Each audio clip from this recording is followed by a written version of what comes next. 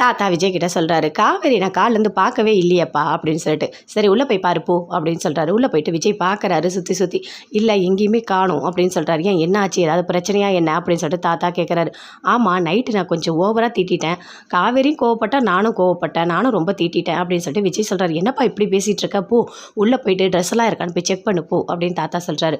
உள்ளே போகிறாரு, போயிட்டு ட்ரெஸ்லாம் இருக்கான்னு பார்க்குறாரு. அப்போ ஒரு லெட்டர் கிடைக்குது, அதை எடுத்து படிக்கிறாரு. இங்கே பாருங்கள், நான் இந்த நிச்சயதார்த்தத்தை நிறுத்துறது தப்பு தான், ஆனால் உங்களுக்கு அது பெரிய கஷ்டமாக இருக்கும்.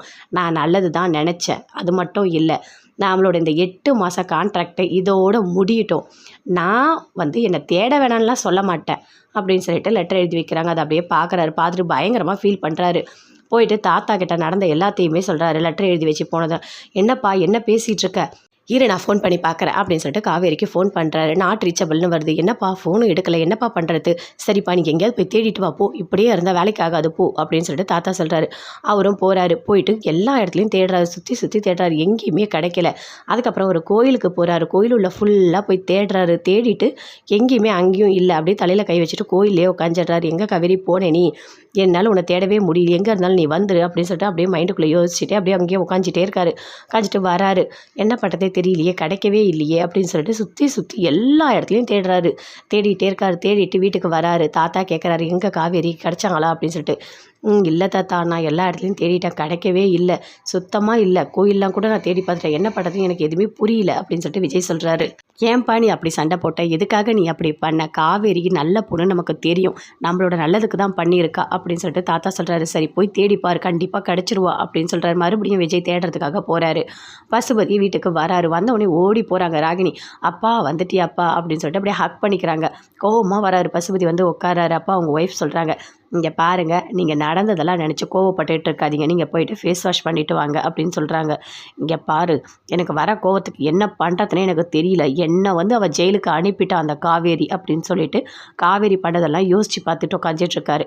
அப்போ அவங்க பொண்ணு சொல்கிறாங்க, அவளை விடவே கூடாதுப்பா, அவளை ஏதாவது ஒரு வழி பண்ணணும் அப்படின்னு சொல்லிட்டு ராகினி சொல்லிட்டு இருக்காங்க. அதுக்குள்ளே கரெக்டாக அஜய் அவங்க அப்பா 2 பேருமே வராங்க. வாங்க அப்படின்னு சொல்லிட்டு கூப்பிடுறாங்க. எப்போ வந்தீங்க அப்படின்னு சொல்லிட்டு பசுபதி கிட்டே கேட்குறாங்க. இப்போ தான் நான் வந்தேன். ஆமாம், இவ்வளோ பண்ணியிருக்கா அந்த காவேரி, நீங்கள் அந்த காவேரி எதுவுமே பண்ணலையா அப்படின்னு சொல்லிட்டு பசுபதி கேட்குறாரு. அந்த பொண்ணு நாங்கள் எல்லாருமே சேர்ந்து நல்லா திட்டணும், இதுக்கு மேலே என்ன பண்ணுறது அப்படின்னு சொல்லிட்டு அஜயோட அப்பா சொல்கிறாரு. அதை மட்டும் தான் பண்ணிங்களா, ஒரு நிச்சயதார்த்தத்தையும் நிறுத்தியிருக்கா, இந்த நீங்கள் வெறும் திட்டி மட்டும் விட்டீங்களா அப்படின்னு சொல்லிட்டு பசுபதி கேட்குறாரு. வேறு என்ன பண்ண முடியும் நாங்கள் அப்படின்னு சொல்லிட்டு அஜய் அவங்க அப்பா 2 பேருமே கேட்குறாங்க. அப்புறம் அஜய் அப்படியே இருக்காரு. டேய் ஏன்டா ஒழுங்காக உட்காருடா, அப்படி ஒரு மாதிரி இருக்க, உன்னை வேணான்னு சொல்லிடுவா போல இருக்கா, ஒழுங்காக உட்காரு, எப்படியாவது இந்த கல்யாணத்தை பண்ணணும்ல அப்படின்னு சொல்லிட்டு 2 பேருமே பேசிக்கிறாங்க. பசுபதி பயங்கர கோவமாக எழுந்து உள்ளே போகிறாரு. அப்படியே ராகினியும் அங்கேயே இருக்காங்க. விஜய் போகிறாரு. போயிட்டு அவங்களுக்கு தெரிஞ்ச எல்லா இடத்துலையும் விசாரிக்கிறாரு. அப்போது ஒரு ஃப்ரெண்டு கிட்ட போயிட்டு விசாரிக்கிறாரு. நீங்கள் காவேரியை பார்த்தீங்களா அப்படின்னு சொல்லிட்டு. காவேரியை பொறுத்த வரைக்கும் இங்கே யாருமே ஃப்ரெண்டு கிடையாது. காவேரிக்கு ஃப்ரெண்டு எல்லாருமே கொடைக்கானலில் தான் இருக்காங்க. நீங்கள் மட்டும் கொடைக்கானல் போனீங்கன்னா கண்டிப்பாக காவேரியை கண்டுபிடிச்சிடலாம் அப்படின்னு சொல்கிறாங்க. அப்படியா, சரின்னு சொல்லிட்டு அங்கேருந்து வராரு. வீட்டில் எல்லா அட்ரஸும் எடுத்து வச்சுட்டு ஜீப் எடுத்துகிட்டு கிளம்புறாரு. கொடைக்கானல் போயிட்டு கண்டிப்பாக காவேரி நம்ம தேடலாம், காவேரி கண்டிப்பாக கிடச்சிருவா அப்படின்னு சொல்லிட்டு ரொம்ப ஃபீல் பண்ணிவிட்டு அப்படியே வண்டி ஓட்டிகிட்டே போகிறாரு காவேரி நினச்சிட்டு.